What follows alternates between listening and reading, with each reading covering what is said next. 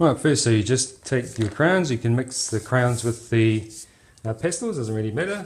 I'm just going to do strips of colour. My yellow, can be quite rough, but don't do too much colour of each. Okay, I might do some yellow later, so quickly grab another colour.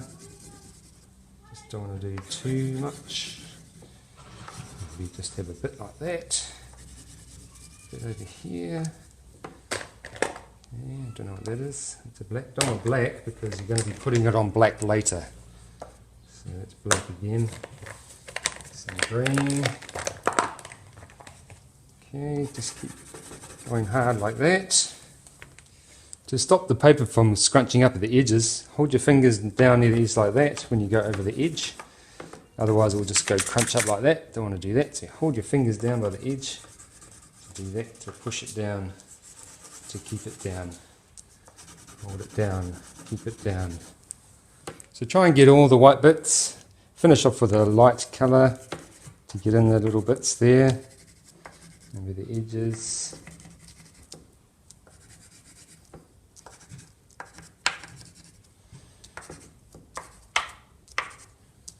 Okay, so that's all coloured in, ready to do our patterns on. Okay, so take your sharp pencil and you can start doing some patterns. So I'm not going to start with a koru pattern. So come around the edge here, using up the space, and then coming up here. So there's my pattern, and I want to join it with the edge there, so I can cut that out. I might do a double koru pattern, do it over here, because remember we're going to cut these out. Okay, so then it comes down. There's my double koru pattern, I'll do it to the edge. I might do that reverse koru pattern that they had.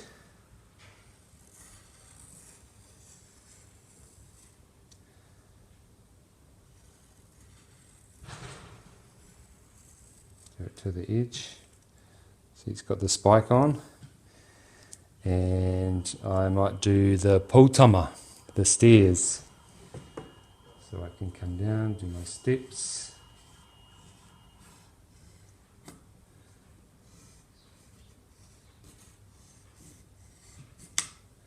Might do another one, maybe a bit bigger this time. Do it from this side.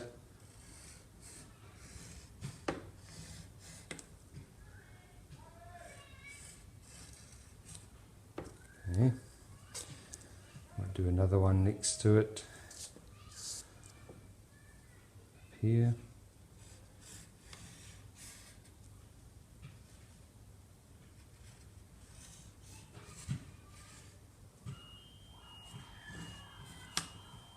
Okay, might do one bit more of a waves for the koru.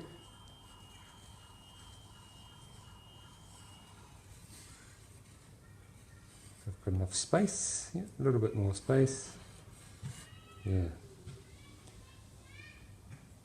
I can join those up, because I'm going to have to cut those out in a minute. Okay, so there's my patterns that I'm going to cut out. Right, so I'm going to start cutting these out now. Remember, we leave our scissors up and we just move the paper.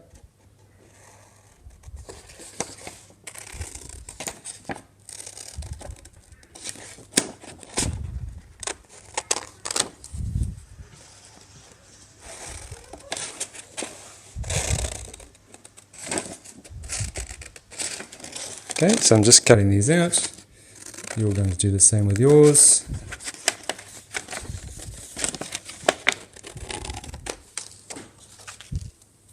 So as I'm cutting out this reverse koru, I could actually use what's left over as another koru. So if I cut that around, cut that out, here's my reverse koru.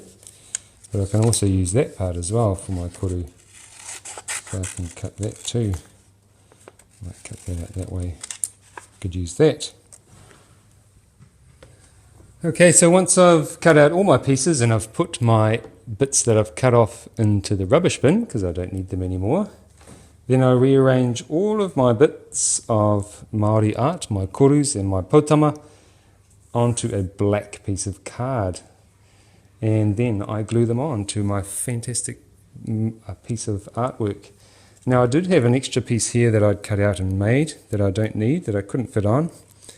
You can do that if you want to. If you've got too many, just leave one off, choose which one doesn't fit the best. So I decided to leave that one off, and I will glue these ones on because that looks pretty cool. That's a good composition I have.